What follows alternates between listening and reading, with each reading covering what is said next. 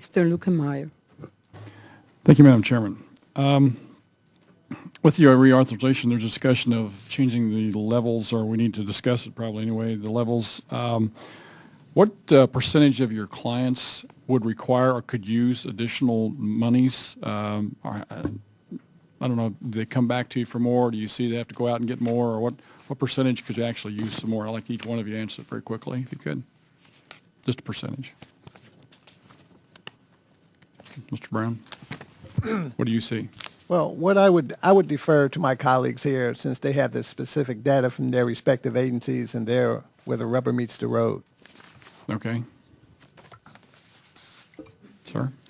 Yeah, Congressman, it would be difficult to really know what that number is because we don't really track that sort of data, specifically whether a firm requests more resources or not. But looking at some data historically, for example, the FY 2000 year group, eventually about 31% of those Phase 2 awardees ended up being funded beyond the award guidelines in order to continue their technological development and increase their chances of success. Where'd they go to get the money?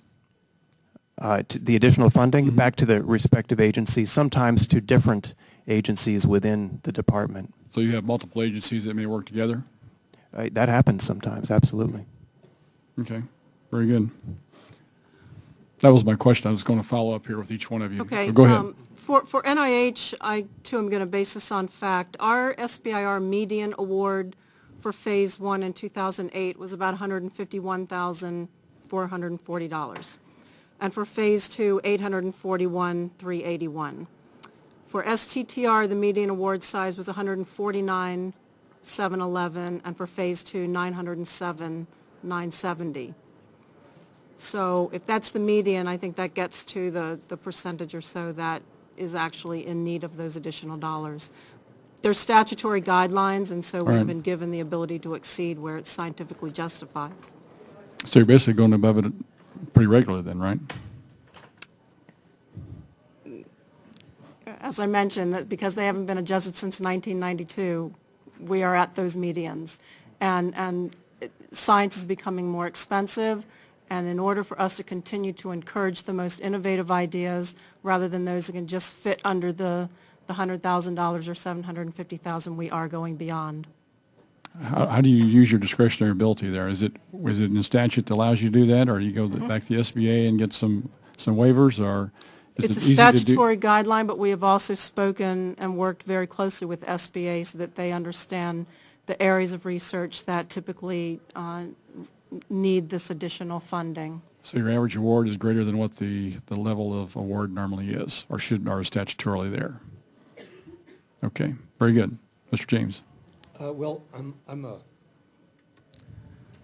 we're a little bit like DOD. We don't keep really facts for that, but I can give you some information. We did institute what we call a Phase 2 supplemental a couple of years ago.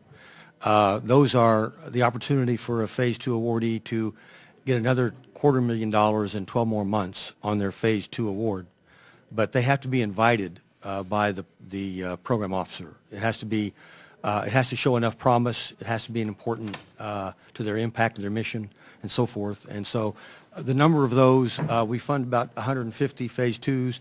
We might get 10%, maybe 15 supplementals. So that's an order of magnitude. Okay.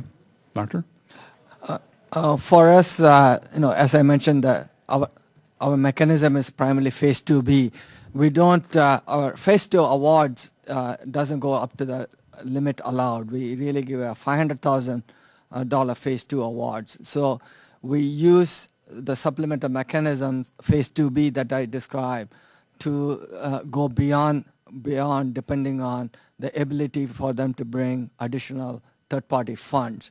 And this, the need for additional fund is also strongly dependent on technology. Since we are in a wide spectrum of technologies, some areas do not necessarily need additional money. They can go very fast to the marketplace. In fact, they got to go to fast.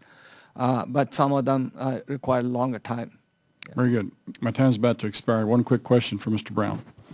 How many dollars do you have left in the program at the end of the year with regards to the allocation that's allowed to you, or do you have turned down a lot of applicants for these funds very quickly?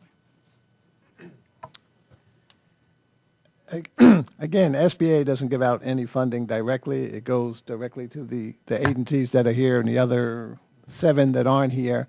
At the end of the year, though, speaking of the program as a whole, it varies from year to year. Sometimes there's an agency or 2 that may have a few dollars that went unspent, and in the other years, that same agency may go over the threshold. So it depends by year. This past year, up or down?